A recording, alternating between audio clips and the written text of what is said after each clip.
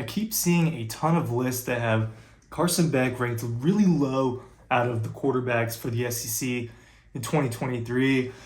It ranges, depending on who you ask. I've seen him ranked anywhere from 5 to all the way towards the bottom, towards 13 and 14 for who are the best quarterbacks in the SEC for this upcoming season. And look, I want to say I get it. I understand why people have someone who hasn't really been a starting quarterback, right? He's been a backup. He's been behind Stetson and JT Dewan for the past 3 years, and he wasn't the one that led Georgia to these back-to-back national championships. But he did get into the games a little bit, and obviously I'm closer to this program than I am to others, so I know more about Carson Beck than I know about other quarterbacks. But I've seen enough to say there aren't 12 quarterbacks better than him in the SEC, and I don't think it's crazy to say that he ends up possibly having the best year out of anybody in the league. Ryan Curley from Dawg Post. Talking about quarterbacks in the SEC real quick. Double Dogs down below. The link's down below. If you get that right now, you get our preview magazine for this season free. Same deal as last year with Dogstruction, but this time with Double Dogs, and we appreciate the support. If you've gotten any of those items, can't get items like that from anybody else, is kind of the point. So I've got one of these lists that has, and I won't even name the outlet. I won't sit here and complain and target the outlet, right? Because it's not just them that's been ranking Carson Beck low. But I'm going to go quickly through it. Who would you rather have? Would you rather have Carson Beck, or would you rather have this player? I'm going to see how quickly I go through that. And then for the ones where I hesitated, then we'll debate it. That's what I'm going to do here, really rapid fast. Brady Cook or Carson Beck? I'd rather have Carson Beck than Brady Cook. Graham Mertz for Florida or Carson Beck? I'd rather have Carson Beck. Graham Mertz, I didn't even do. I've got numbers pulled up for a lot of these because I have some talking points for some of these guys. Graham Mertz, I don't even have a talking point for, and part of it is I don't think the Florida situation is good. I watched Graham Mertz at Wisconsin. He's an okay quarterback. I think Carson Beck's a lot more talented than him and has better opportunity. That wasn't as quick as it should have been, but I'll be quicker. Alabama's quarterback situation, whoever it ends up being between Tyler Buckner, Jalen Milroe, and Ty Simpson, I'll take Carson Beck instead of that. Vanderbilt, A.J. Swan, Mike Wright, whoever that ends up being, I'll take Carson Beck. Auburn's quarterback situation, right? Peyton Thorne, the Michigan State transfer, or Robbie Ashford, he's got some juice to him. Taking Carson Beck. Connor Weigman, I think I'm pronouncing that right. Texas A&M, he's probably going to end up being their starting quarterback, right? I don't know if that's official or not, but I'm pretty sure he's the starting quarterback. I'll take Carson Beck, right? I thought Weigman was okay when he played last year, but I'll take the talent Beck, right? I saw enough.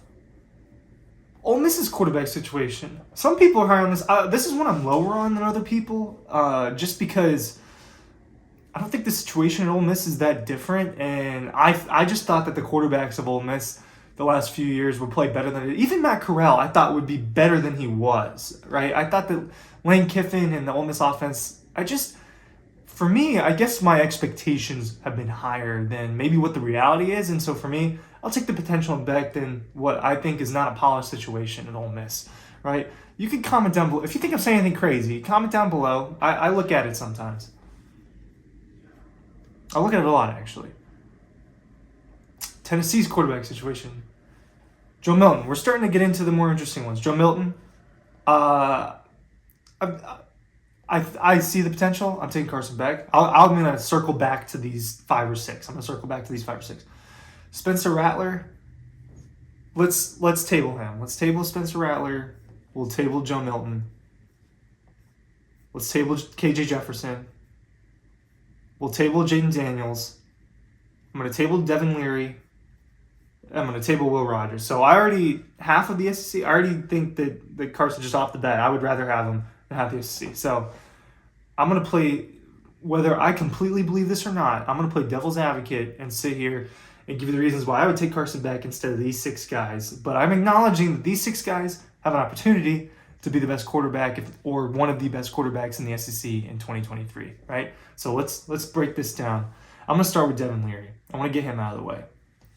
Devin Leary had a really good season for NC State in 2021. And I acknowledge that. I've got his stuff pulled up. And apparently it was the most touchdowns anyone had thrown for in the SEC with as few interceptions as he did. I think he only threw for 5. 35-5 was his TDs to INTs, right? A lot of really great games, some 4-touchdown games, 1, 2, 3, 4, 5 4-touchdown games, some big wins. Looks like they lost 3 games that year, right? Going up against ACC competition. He dipped in 2022. He wasn't as good in 2022. I think he was dealing with an injury, if I'm not mistaken, in 2022. I'm going to pull that up. He didn't play the whole season, but when he did in 2022, it wasn't better, right? He did have 2 4-touchdown games, but then the rest of them, 1 touchdown, 0 touchdowns, 1 touchdown. So in the 6-7 games he played, he had 2 that were pretty good, and then the rest of them were doozies. So he dipped in 2022, and he's going to play a better league. Who's Kentucky dealing with in 2020? I got the wrong thing pulled up. In 2023, Kentucky's schedule. Who's he going to have to deal with? They're going to have to go to Georgia. They're going to have to play Florida, right? Florida is not great. You're going to have to play Tennessee. You're going to have to play Alabama. You're going to have to play South Carolina. Mississippi State and South Carolina are on the road. I don't like that schedule for Kentucky. I don't think Devin Leary has dealt with some of those environments. Going to Georgia is going to be like I'm already writing that one off for Devin Leary. So I don't like the dip in production through college. I don't like maybe getting worse, and I don't want to say that. I know he dealt with an injury in 2022, but the getting worse thing freaks me out a little bit when I'm throwing Devin Leary into tougher games, right? 6'1", 215, he can move around, but can he throw for 4 touchdowns consistently in the SEC? No, I don't buy it, right? So there's my Devin Leary take. Let's do Jaden Daniels. Well, who's left? Jaden Daniels is left, KJ Jefferson's left, Spencer Rattler's left, Joe Milton's left, and Will Rogers is left. All right, Joe Milton.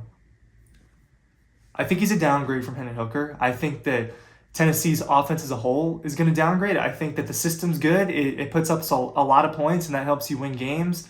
But I think the talent around is just not as good. I think that Joe Milton has a cannon. I think he has accuracy issues. And being an accurate quarterback is more important than having a strong arm. I'm going to partially attach that to KJ Jefferson. I don't think KJ Jefferson's gotten much better. I think he's really good. Now, look, it's go time for guys like KJ Jefferson. He definitely gonna have a good year, but people expected KJ Jefferson to take a step forward in 2022 and for Arkansas to take a step forward in 2022. Those things didn't happen. It was virtually similar seasons, and now his numbers are good. Don't get me wrong, his numbers are solid, and he doesn't turn the ball over, but he's also not winning you big games, and I think you want that in a quarterback. Remember, I'm playing a little bit of devil's advocate here. So now it's KJ Jefferson and Joe Milton are out of this. That leaves us Will Rogers, Spencer Rattler, and Jaden Daniels. So I'm going to start with Will Rogers. Will Rogers, good quarterback, ton of yards, ton of pass attempts. And this article actually talks about how his situation remains largely the same and all that. It's not. And the tragic death of Mike Leaf does change that situation. And I don't know if Mississippi State changes much. Obviously, I don't think they're going to change schemes and things like that, but I do think that matters at least a little bit, right? We're talking about someone who was important for how offenses played in college football today. Gone, rest his soul. Will Rogers, it's schematic to me is why the stats show up, and Mississippi State doesn't win a lot of games. So for me, it just doesn't mean that much. That production doesn't mean much to me. It might mean a lot to you. So Jaden Daniels and Spencer Rattler are, to me, the 2 most serious conversations.